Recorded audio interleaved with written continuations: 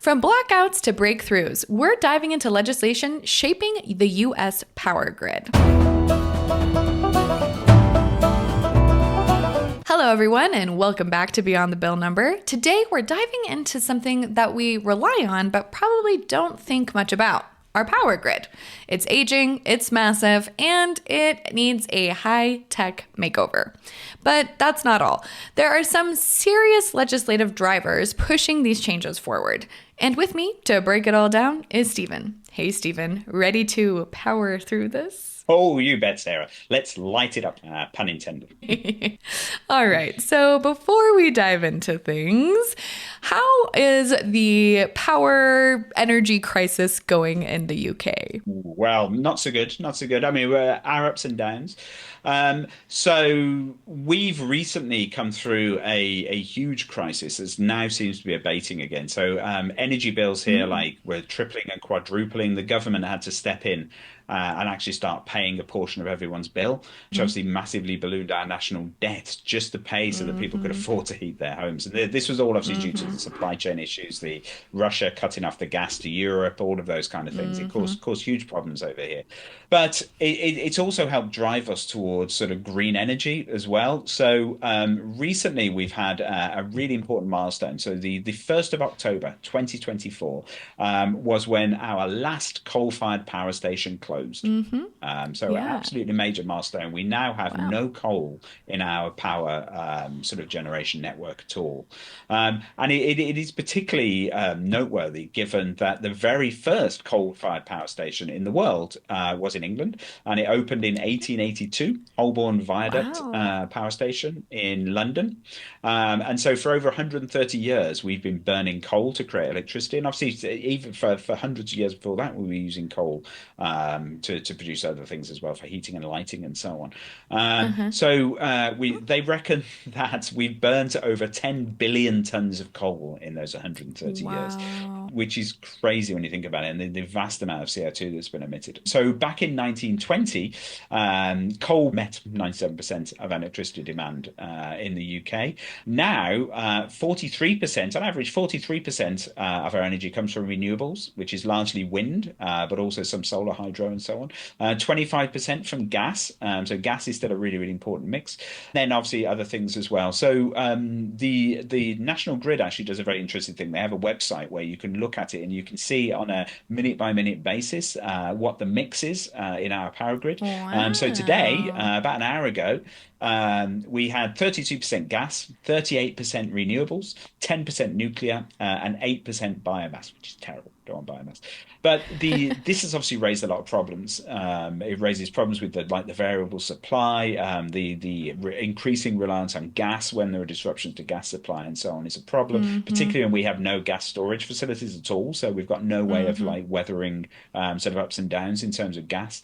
And then the fact that we're interconnected. So this is something that you probably don't have so much in the US, but in the UK, we're connected to 6 other European countries by pylons and pipelines and things. So as electricity demand in these different countries sort of ebbs and flows, then electricity actually flows backwards and forwards as well, which is another risk to sort of security, because obviously at any time those countries could just cut off their supply if they were suffering and say, well, no, we're not going to share electricity with you anymore. A big problem. We're also trying to grapple with this thing of how to modernize the network.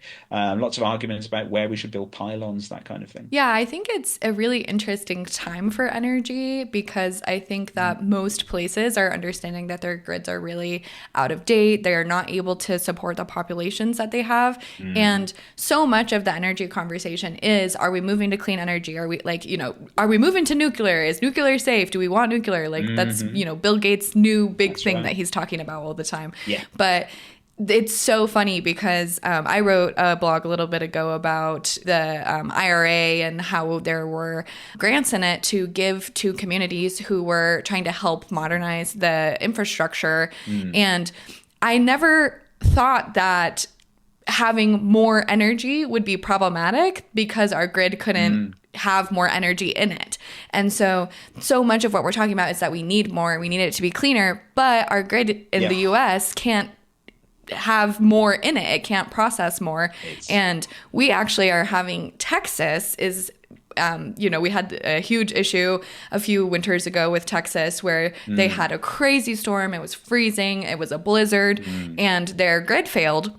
And it was a mess. It was really bad. And they just reported that they're going to connect to the national grid for the first time. Fantastic. And so, kind of to what you were saying, if, there's a big storm in Texas and they take all the power, how are people that are affected by that going to be able to heat their own homes that are maybe in places that have maybe a little bit of a better grid, or they're in a colder place more usually, or other things like that. So it's a really fascinating thing where we get so distracted by, the windmills and the solar plants and like all of that, and or not the solar plants, but the solar power. And we're not actually thinking about the grid so much. And I think it's pretty crazy. Texas is a really, really interesting example of this. So Texas obviously benefited hugely from the boom in fossil fuels for centuries. How many millionaires and billionaires in Texas made their money out of oil? That's what Texas is renowned for, really. But the next generation in renewables will be about solar and wind. And it turns out Texas is perfectly placed to capitalize on those as well. It has vast amounts of sun and loads of open areas to put solar panels, but it's also very windy off the coast. Very, very windy. It has great resources for wind power as well. So yet again, Texas is going to hugely benefit from this. So the idea that Texas can't produce enough energy for itself is crazy, and it really does go to the fact that their grid just isn't up to snuff, really. It's certainly not that they don't have the energy, because they have as much energy as they could possibly need. So, but connecting them to the grid for the US, obviously they should be a net contributor to that grid. They certainly shouldn't be taking energy from elsewhere. But they really, really do need to modernize. The fact that Texas is the only state that has its own independent sort of network is both really interesting, but is also a real risk for Texas, because is it even to the standards of the rest of the US, which as we're about to discuss isn't perfect either. Yeah, with that, maybe let's dive in. So, Stephen, the US power grid, stretching over 360,000 miles, serves more than 150 million customers. It's kind of like an old car right now. It's reliable, but it's not ready for the future. It doesn't have those blinking blinder lights and all of that kind of stuff.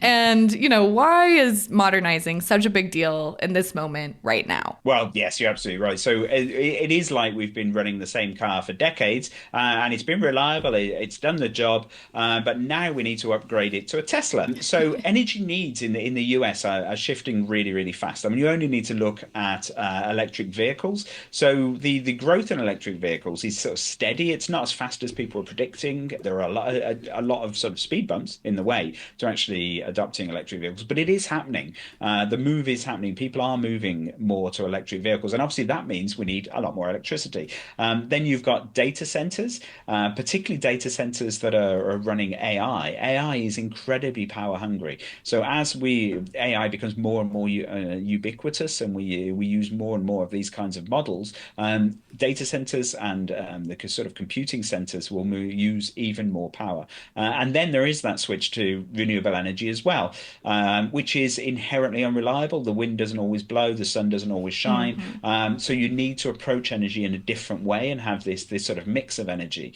And the grid just simply wasn't designed to handle it. Put simply, if you think about where the electricity comes from, it comes from power stations, and those power stations are in certain points. So all the grid focuses into those particular points where the power stations are. Now, your new wind farms or your solar farms may be in completely different places. So how do you connect them into that grid, and how do you make sure that the capacity of the actual wires and so on is enough to cope with all this extra demand? Then you've got to say the transition away from fossil fuels as well means decreasing those more sort of stable elements of your grid, while increasing the less stable ones, which is obviously quite a difficult sell, really.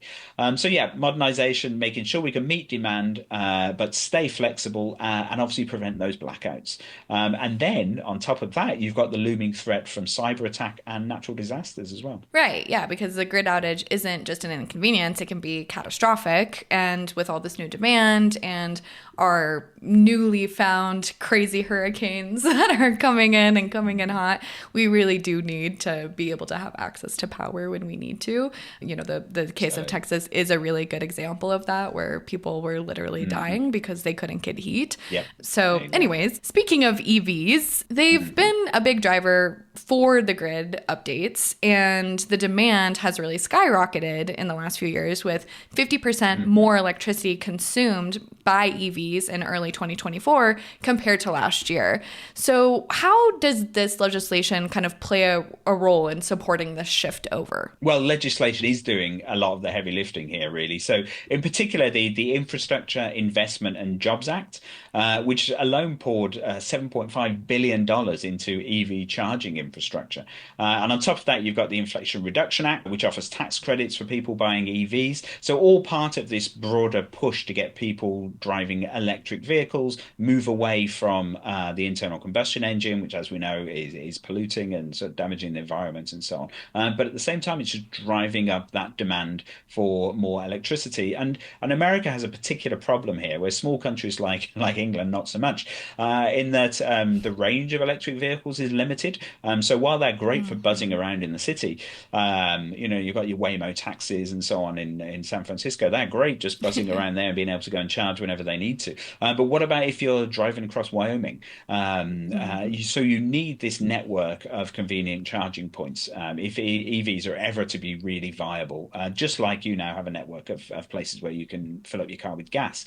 So California, which unsurprisingly leads the way here, they introduced a bill this year, AB 2697, and it passed and has been enacted. And it requires the big EV charging point providers to accept payments from other providers.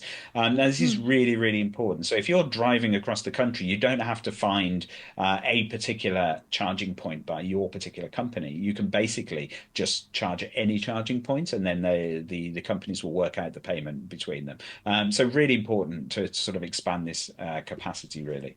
And it's unsurprising, really, that California would do this, because it does lead the way in EV cars. It has by far the highest proportion of EVs, and almost a third of all EV charging points in the country are Wow. within California, really. But they need to make sure as well, just as all the other states, that the national grid is actually strong enough to handle the new load. So yeah, without these updates, charging your EV would be like trying to run a hairdryer in a tent. Good luck with that. We'll definitely need more than a tent for that. So we've got this old grid. We're trying to adapt it to new tech like EVs and data centers, which are consuming more and more power each and every day, especially with OpenAI and all of the AI that we're all Mm. now running. Data centers alone used about 2% of the US electricity in 2020, which is wild. So, how is this Mm. legislation tracking this huge power drain that essentially just is getting more and more day by day? Absolutely. Yeah, it's pretty crazy, really. It's something that most people don't realize. You use your computer, you know that there's a server somewhere that's running the software that's storing all the data and so on. You don't realize quite how much power that takes and how it's been increasing all the time. And states themselves are getting quite worried about this as well. So Virginia is notable here, because Virginia has the highest concentration of data centers in the entire world. A staggering percentage of the internet actually runs from Virginia. Wow. And They are pushing for energy efficiency standards because it sucks up such an enormous amount of power. So this year they introduced HB 116 to legislate for sort of better efficiency, and it didn't pass. But the idea is sound. It's basically saying we'll give you tax breaks if you adopt all of these efficiency standards. So the idea is to stop these energy guzzlers from actually draining the grid dry, and leave a bit of power for the rest of us. Some projections actually say that demand from data centers could quadruple by 2035. So we need to curb demand, but it's not just about that. It's also about making the grid smarter and more efficient.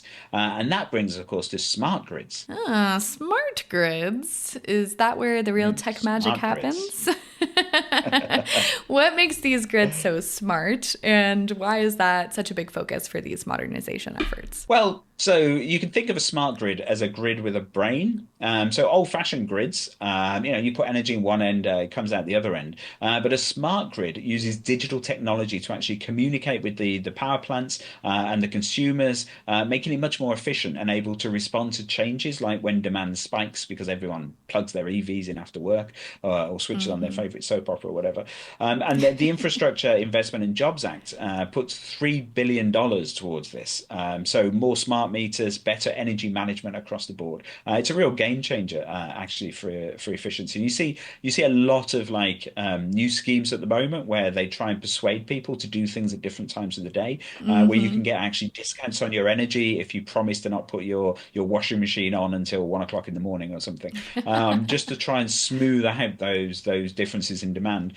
Because obviously, key thing about electricity is you can't really store it. You just need to generate it as you need it. So Mm-hmm. when there's a big demand, you need to switch on more power stations, and then those power stations aren't needed later. You can switch them off again. It's very difficult to do that with most forms of energy. Actually, to switch it on and off. So it's much better if you can actually smooth out the demand throughout the day, and then it's just much more reliable. Yeah, I've noticed that my iPhone, when I plug it in at night, it'll be like, we're not charging your phone until 2 a.m., but it will be fully charged by Yeah, the time that your alarm there goes you off. And I'm like, well, look at go. that. Okay, well, this sounds like a huge win for managing demand, but we can't really talk about modernizing the grid without mentioning renewable energy, right? So solar, wind, they're great, but they're also unpredictable, as you mentioned. And how are lawmakers dealing with this challenge? Are they looking at other types of renewables? Are they looking at other types of energy that is, getting away from this coal and gas? Well, it's a very good point, isn't it? The renewables are key to reducing carbon emissions, which we absolutely have to do. But yeah, as I said, the sun doesn't always shine and the wind doesn't always blow, and that's where energy storage also comes into play. So the Inflation Reduction Act is backing it out with tax credits for energy storage solutions. So you can store surplus energy when we have it and use it when we need it. So as I say, you can't store electricity, but you can store other things. And there's a variety Mhm. of other ways of doing it. So you use energy, for example, to produce something that can be stored, like hydrogen. And then when you don't have the energy, you burn that hydrogen to actually sort of produce the energy that you need. So there are ways of sort of storing the energy that this electricity is producing when you don't need it, so that you can then use it when you do, and actually keep the lights on. It's like putting solar energy on layaway. Absolutely. Absolutely. And the states are obviously legislating for this as well. California, as we always said, is always leading the way on these things. And in 2018, they passed SB 100, which requires the state to generate 100% of all its retail energy from renewables by 2045. And they're making really, really good progress towards that as well. There's a series of milestones, and they're hitting their milestones. So they're really going for it. Colorado has a very interesting sort of approach. For a while now, they've been incentivizing what they call community solar. So that encourages communities to set up their own solar farms, and they do it through basically making energy companies buy this electricity at a reasonable rate so that it's actually Hmm. profitable. Because the key to making all this stuff happen is, of course, that it's profitable. It's not a burden on anyone. You should actually be able to make money from it. If you can make money from it, then people will do it. In Colorado, we do have over 300 days of sunshine a year, so we may as well harness that. I also like Exactly. You noticed should on say the my sixth yeah. sunniest state in the US. Oh, and it's wow! I didn't know we were that far down. I would have thought we were number one. Sorry. New Mexico. Texas. Yeah, well, and it's Yeah. interesting because even on my Excel bill, I can choose to get all my energy from wind energy if I wanted to, but I Exactly. actually have solar panels on my house, so I don't do that. But an interesting piece of this is also that Energizing Our Communities Act that I talked about a little bit earlier this year, and that is an IRA follow-on that is trying to give grants to Hmm. communities to do these types of things like solar farms or other things like that, and get the communities to deal with all the permitting and get support there. And it's really interesting because the grants that they get, they can use, I think it's up to 80% of it for community improvement projects like roads or schools or other things that matter to Okay. communities. But then they have to use Yeah. 20% of it for other types of renewable energies, grid modernization, other Mm. things like that. And so it is really interesting to see all this legislation. And it sounds Yeah. like we still have some pretty big challenges to overcome. The Energizing Yeah. Our Communities Act is like a really interesting little subset of this. But the aging infrastructure, regulatory hurdles, it's all making these benefits a little hard for these communities to reach and to institute. So what's next for general grid modernization? Well, yes, it's definitely a long road ahead. So there are billions earmarked for upgrades, but replacing old infrastructure is expensive and slow. And then we run up against yet another problem, which is facing a lot of industries these days, which is a lack of skilled workers. So there simply aren't the people with the skills to do this either. And so that's slowing things down as you have to retrain people, you have to find more workers. And then the challenge of making sure that rural and lower income areas get their fair share of the improvements as well, because these things tend to cluster around obviously the big cities and so on. As always, anything talking about energy or access to sort of broadband and so on in the US always comes down to what about rural communities. But hey, every challenge is also an opportunity. So there's a ton of potential here for job creation, innovation, and then there's the environmental benefits as well. So the next wave of billionaires and trillionaires may well be people who are innovating in this space, and that would be a good thing for everyone. That is a really great way to look at it. All right, Stephen. Last question. If you had to pick one trend that you think will really shape the future of our grid, what would it be? Well, I mean, there's a lot of stuff going on, a lot of really exciting stuff going on at the moment. But the rise of distributed energy is a really interesting one. Things like rooftop solar. So instead of one massive grid, you end up with lots of smaller localized grids that all fit together and so on. And that can make the whole system more resilient and flexible and better able to handle like extreme weather or cyber threats. It's a bit like the internet, really. The internet was designed, obviously, by DARPA to be distributed so that if you take out one bit of it, the rest of it carries on working. And it would be the same with these sort of distributed energy networks as well. It's definitely the future. I love that. Well, that's all for today's episode. Grid modernization isn't just about wires and transformers. It's about creating a smarter, greater, and more resilient energy future for us all. So thanks for tuning in. And as always, keep an eye on what's beyond the bill number. Yep. Thanks, everybody. So don't forget to like and subscribe and let us know if you want us to cover anything specific in the comments.